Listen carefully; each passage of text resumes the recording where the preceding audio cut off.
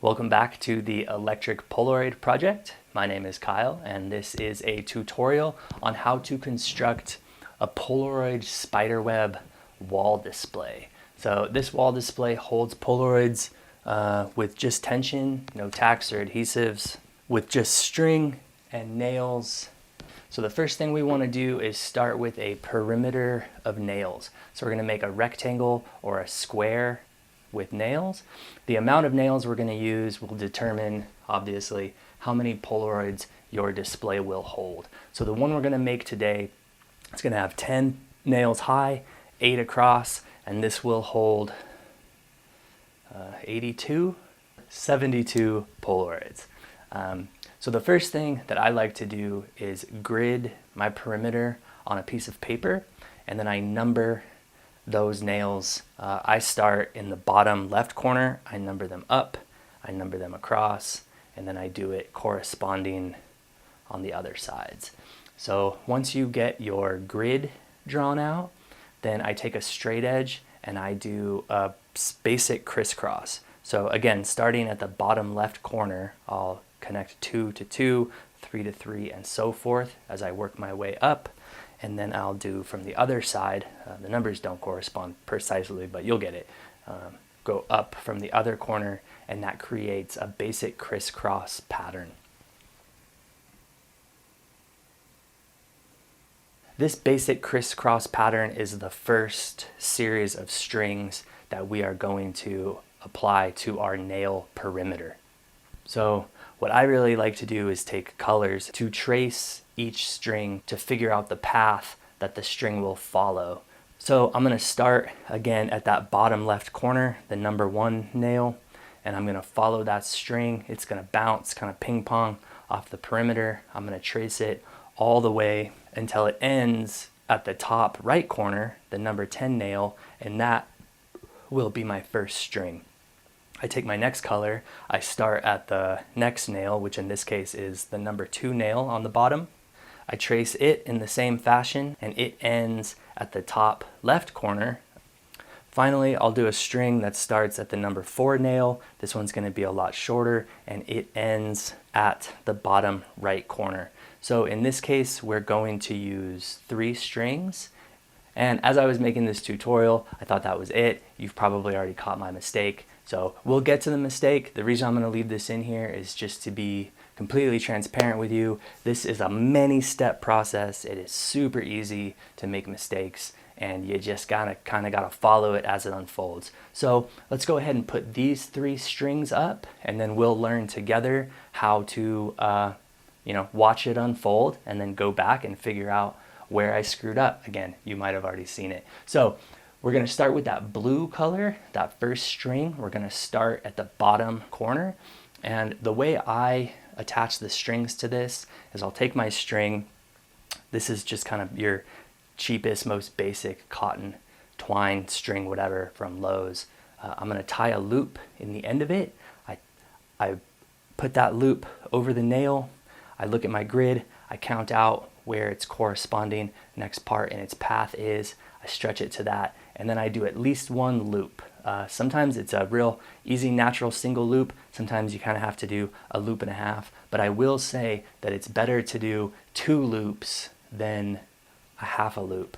That'll keep it from falling down as you're connecting your dots. But don't do too many loops because you're going to need that space on the nail. So again, we're going to start with this first string. We're going to follow our grid. It's that blue line. We're going to go from 1 to 8 on the right. We're going to go up to 6 on the top. We're going to come down to 5, then to 5 on the bottom, and then to 4, up to 2, which goes over to 9, and that goes down to 2, to 7, and then finally up to 10 on the right, which is our top right corner. So when you get to the end of the string's path, what I'm going to do is I'm going to wrap it around that last nail, pinch it, gently remove it, and then tie that pinch into another loop. Once you tie that knot, it's going to make you short. You're going to be about a ½ inch short. So in order to get that loop over that last nail, what I do is I go all the way back to the beginning of that string, and I just give it a little tug on each part of the path. Now, as I'm doing that, I'm holding the end tight as close to the nail as possible. Once you've tugged on each path of the shape, that will give you enough space to place that loop over the last nail.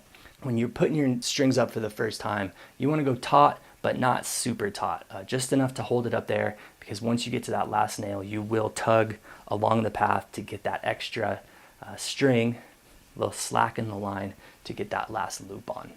So once you have your first string applied, we're going to start with the next string, which on my grid here is the green. We're going to start at the number 2 nail on the bottom, which is going to go up to number 7 on the right, up to number 5 on the top, number 6 on the left, number 6 on the bottom, number 3 on the right, and then finally up to 10 on the left, which is our top left corner. So now we're going to go on to what I thought was the last string, which just starts at number 4 on the bottom, goes up to number 5 on the right, up to number 3, number 8 on the left, and then down to number 1. So that's our bottom right corner. When I first did my grid, I thought that was going to be the whole shape. As soon as I saw this up on the wall, I realized, oh, nope, not quite there yet. So I'm just going to go back to the grid, right? Figure out where my missing piece of string is. And in this case, it is also going to start at number 4 on the bottom. But instead of going up to the right, this one's going to go up to the left. It's going to go to number 4 on the left, up to number 7 on the top, number 9 down to number 2, and then ending down at number 2 on the bottom. So it's another short string. This grid has a total of 4 strings. Again, that's why this gridded out is so helpful, and it helps me to really see it on paper, so then I can translate that, apply it to the wall.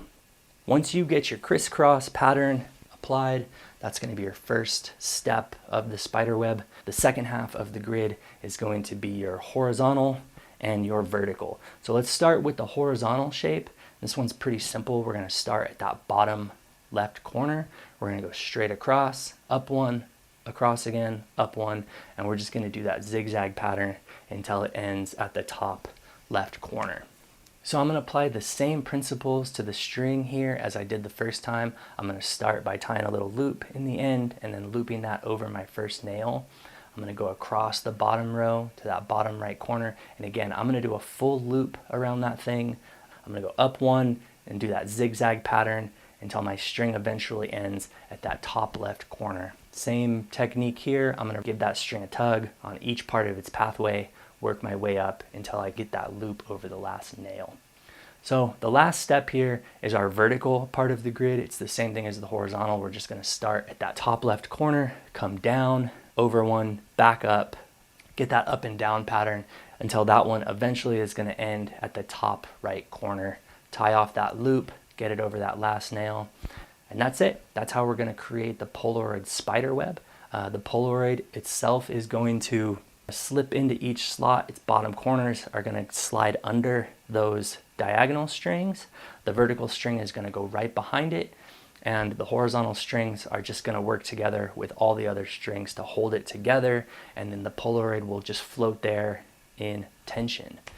So again, this one that we built is 10 nails high and 8 nails across, so it holds 9 rows up with 8 columns, and I was curious to see how big of one of these things I could get away with. So I actually built this one here identical to the one that was already on the wall, and I just extended that bottom row of nails all the way across the wall, looking ahead, wondering if I would be able to connect 3 of these separate spider webs along those vertical rows of nails at the perimeter. So I'm going to extend my top row the way the bottom one was extended. Now when I do my perimeter, I just eyeball it, because once the string is applied and the Polaroids are floating on it, I kind of like the handmade, imperfect aesthetic. The grid kind of creates itself. If you wanted to get pretty techie, you could potentially use painter's tape and a level to really dial it in. Again, I don't really find that part necessary because this is the aesthetic I'm chasing. I'm gonna leave that up to you. You pursue the process however you think will look best. So again, I'm just gonna eyeball it with a tape measure, and to get access to those edges, I'm gonna remove the edges of these two Polaroids, and I'm going to see if I can create a third spider web in between those two first ones to create the illusion of one massive spider web. So I'm going to use the exact same technique. I'm going to grid it off the same way. This is the same shape. This is 10 nails high, 8 nails across. So I can actually use the exact same grid and just replicate precisely what we just did. So there you have it. 3 Polaroid spider webs interconnecting, all touching to create the final result. I think this is 189 Polaroids. So this is a gigantic Polaroid spider web, and I hope this tutorial was clear enough to help share the technique. Good luck. If you have any questions, hit me in the comments below. Thank you for participating in the electric Polaroid project. See you next time.